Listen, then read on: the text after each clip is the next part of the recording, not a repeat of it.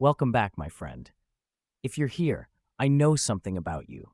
You're not just scrolling aimlessly, you're searching strategically. You're aware, or at least awakening to the truth, that this digital world we're embedded in isn't just fast moving, it's layered, vulnerable, and at times quietly dangerous. And you don't want to be caught unaware. That tells me you're already ahead of most. So today I want to show you something foundational but often misunderstood. You see, antivirus software. It's not enough, not even close. It's like locking your front door in a house made of glass. Sure, it helps, but it doesn't change the material you're built on.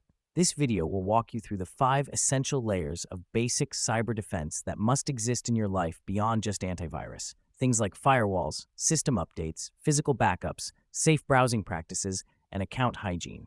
But this isn't just a list. No. Today, I want to engage your mind in a thought experiment, a strategic exercise in imagining hypothetical but realistic scenarios to test your understanding and resilience in the digital world.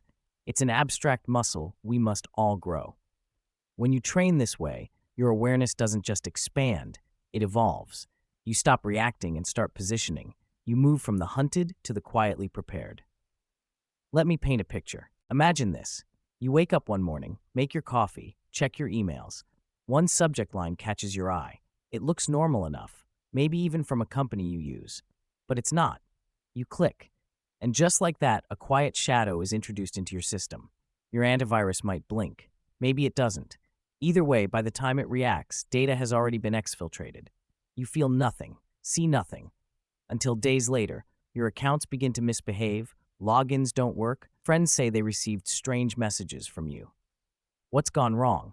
That, my friend, is the flaw of single-layer defense. Now let's rewind. Same scenario, but this time, you've taken control. You've configured a firewall to limit unknown outgoing connections.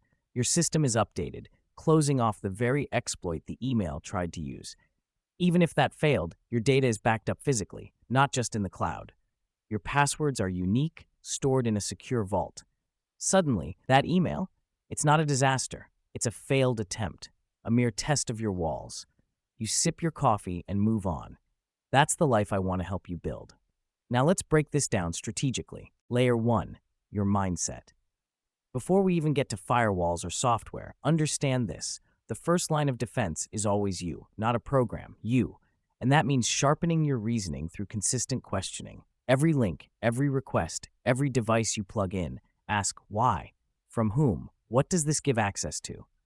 A well-conditioned mind is harder to exploit than a well-coded system. Digital predators don't always need sophistication. They rely on your complacency. Don't give it to them. Let me tell you something personal.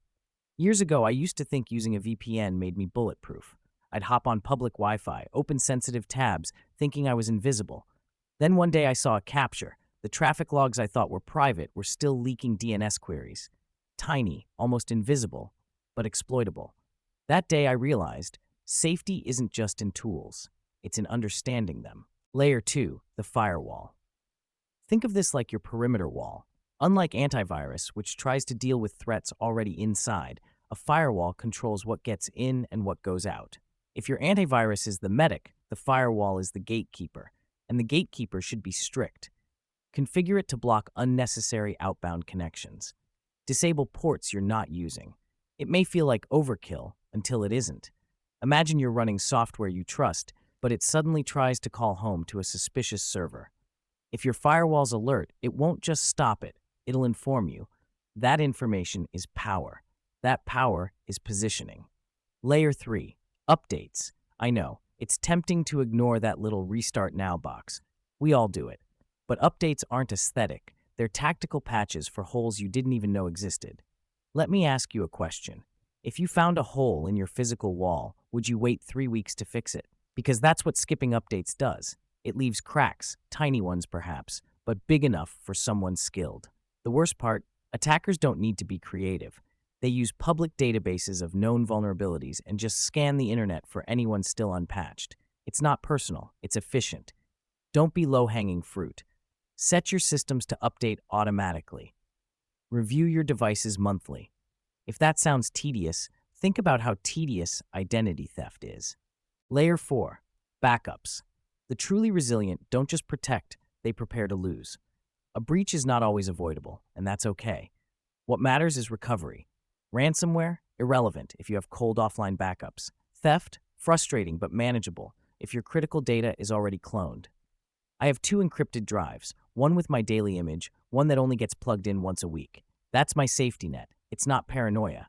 It's contingency. It's the quiet confidence that comes from knowing a system failure isn't the end, it's just a reboot. Layer 5. Account hygiene. This one's the most invisible and perhaps the most powerful. Your passwords, your recovery emails, your authentication flows. These are the veins and arteries of your digital identity, and if one gets pierced, everything bleeds. Use unique, complex passwords. Store them in a secure manager, offline if you can. Enable two-factor authentication, preferably with an app, not SMS. And here's the advanced move. Set up burner emails for non-critical signups. Compartmentalize. That way, if one part of your web is compromised, the others stand. It's not just security, it's design, it's discipline. And over time, it becomes second nature. Let's return to the thought experiment. Imagine a world where your digital life is compartmentalized, updated, encrypted, and closely monitored, not by paranoia, but by calm, intentional habit. A phishing email isn't terrifying. It's a red flag you observe with a raised brow, not a racing heart. A device theft isn't a nightmare. It's a minor inconvenience. A stranger trying to access your account finds nothing but locked doors. That's what these layers offer. Not invincibility, but resilience. And in the digital age, resilience is freedom. Now let's take a breath. I want to leave you with something interesting. Years back, I laughed at the idea of writing down backup codes. I thought, I'll remember. I never do. Then I lost access to a critical account for over 3 weeks. The recovery process was brutal, and I was lucky. Since then, I've stopped trying to outsmart my future self. I prepare for his mistakes. That's not weakness. That's strategy, and it's made all the difference. So here's your mission. Don't just watch this video and nod. Run the experiment. Walk through your systems. Test your layers. Ask the hard questions. What if your main email was breached? What if your laptop was stolen tomorrow?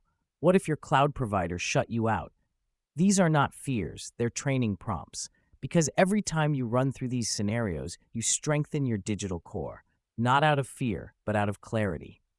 Thank you for walking through this with me. This space we're building, this channel, isn't just about tech tips or tutorials. It's about something deeper.